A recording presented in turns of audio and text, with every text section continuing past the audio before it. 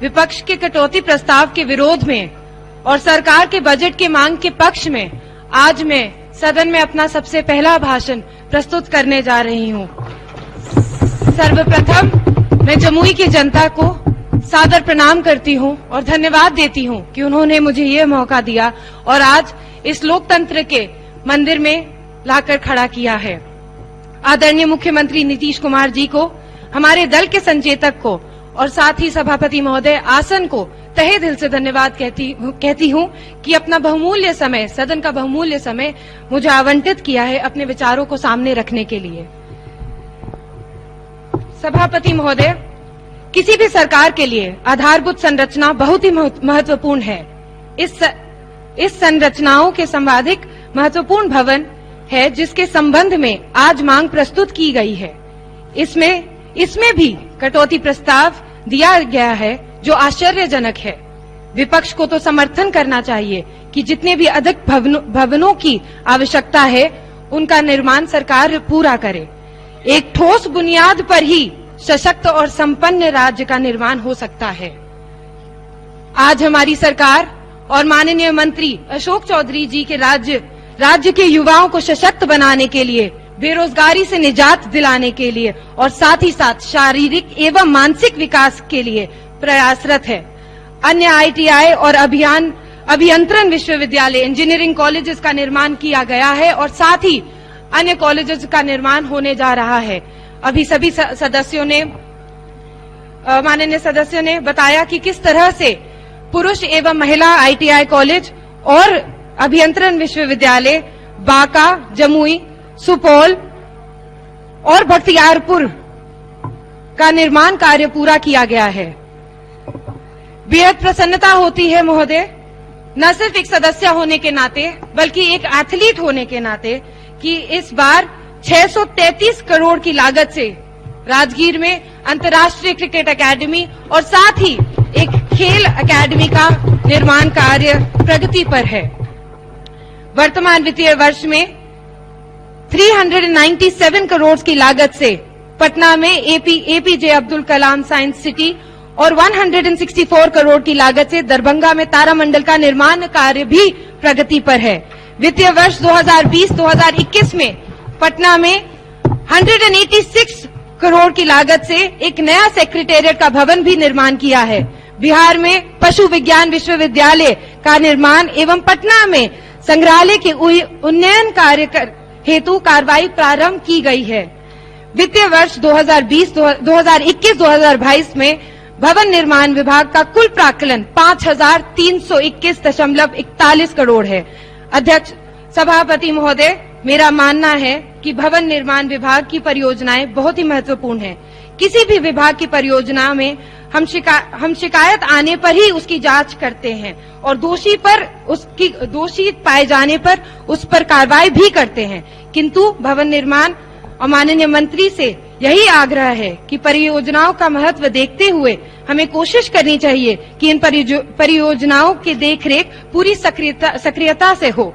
साथ ही जमुई में एसटी/एससी और अल्पसंख्यक आवास विद्यालय के लिए जमीन आवंटित है।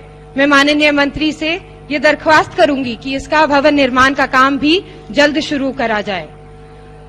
महोदय, परिवहन विभाग की बात करें तो मुख्यमंत्री ग्राम परिवहन योजना के अंतर्गत परिवहन विभाग द्वारा प्रत्येक पंचायत के 7 चयनित लाभुकों को वाहन की खरीद पर खरीद मूल्य का 50% परंतु अधिकतम 1 लाख अनुदान के भुगतान का प्रावधान किया गया है, जिसमें जमुई में मुख्यमंत्री ग्राम परिवहन योजना तहत 751 लाभुकों को लाभान्वित कर रोजगार दिया गया है। पूरे बिहार में 35,000 लोगों को इसके तहत लाभ देकर रोजगार दिया गया है।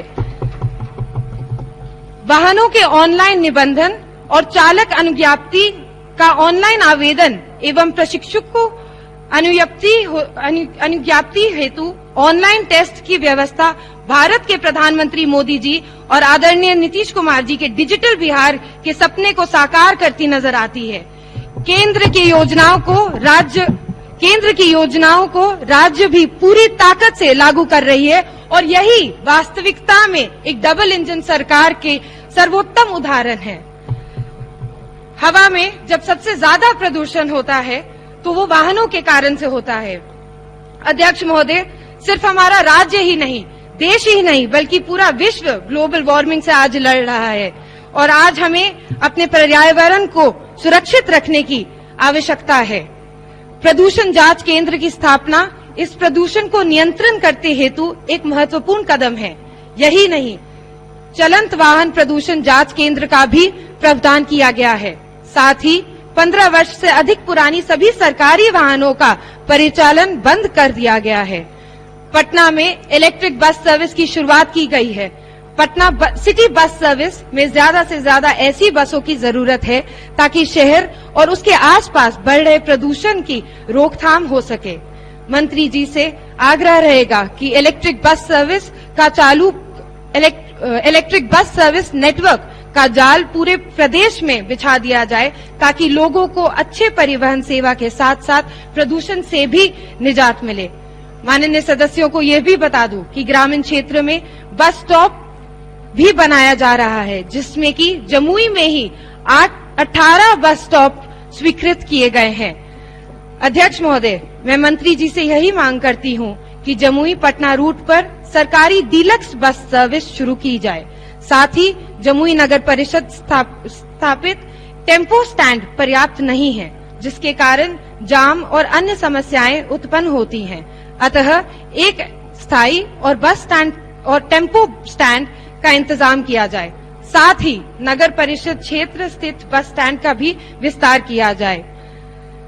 सभापति महोदय, समाज कल्याण विभाग महिलाओं, बच्चों, दिव्यांगजनों, वृद्धजनों एवं समाज के अन्य वर्गों के हितों तथा अधिकारों के संरक्षण एवं प्रोत्साहन हेतु राज्य सरकार का महत्वपूर्ण विभाग है, जिसका मुख्य उद्देश्य इन समूह की समेकित उन्नति एवं विकास के लिए संविधान, विभिन्न अधिनियमों, राज्य देश एवं नियमावली के अनुसार नीतियों, कार्य योजनाएं एवं कार्यक्रम तैयार कर उनका कार्यान्वयन करना है। समाज कल्याण विभाग ने डायरेक्ट बेनिफिट ट्रांसफर के माध्यम से वृद्धजन पेंशन, लक्ष्मीबाई विधवा पेंशन एवं अन्य पेंशन योजनाओं का लाभ सभी लाभुकों के खाते में डायरेक्ट पहुंचाने का काम किया है। अभी बात हो रही थी कि किस तरह से इसमें डायरेक्ट बेनिफिट ट्रांसफर जब नहीं होता था तब बिचौलियों के द्वारा जनता का, सरकार का पैसा लूटा जाता था, लेकिन आज भ्रष्टाचार का सवाल रहा ही नहीं, क्योंकि ये पैसा डायरेक्ट लाभार्थियों के बैंक अकाउंट में जा रहा है।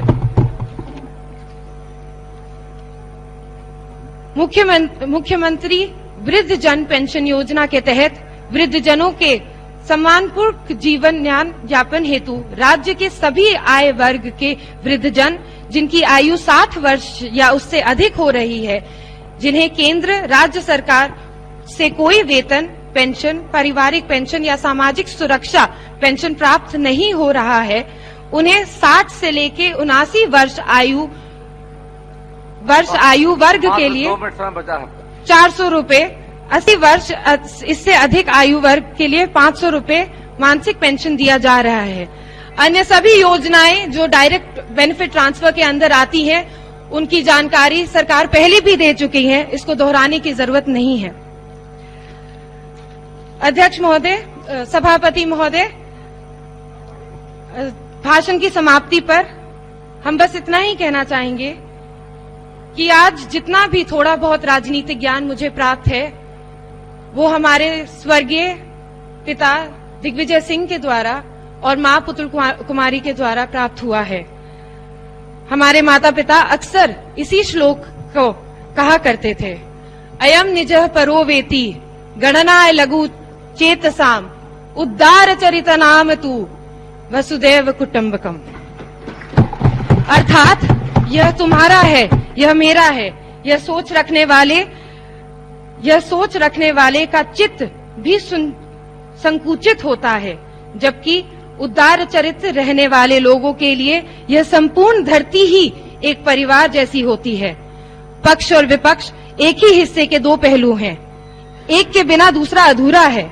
अतः नेता प्रतिपक्ष एवं विपक्ष के माननीय सभी सदस्यों को यह कहना चाहूंगी कि आपकी सकारात्मक भूमिका इस सदन को बल देगी और प्रदेश को सशक्त बनाने में सहयोग होगा। आशा है कि देश के यशस्वी प्रधानमंत्री श्री नरेंद्र मोदी जी के आत्मनिर्भर भारत बनाने के मुहिम और श्री नीतीश कुमार जी के शेष नेतृत्व में एक विकसित बिहार बनाना जो हम सभी का सपना है वो साकार होगा। बहुत बहुत धन्यवाद। जय हिंद, जय बिहार। माननीय सदस्य श्री फतेह बहादुर सिंह जी, आपका 5 मिनट।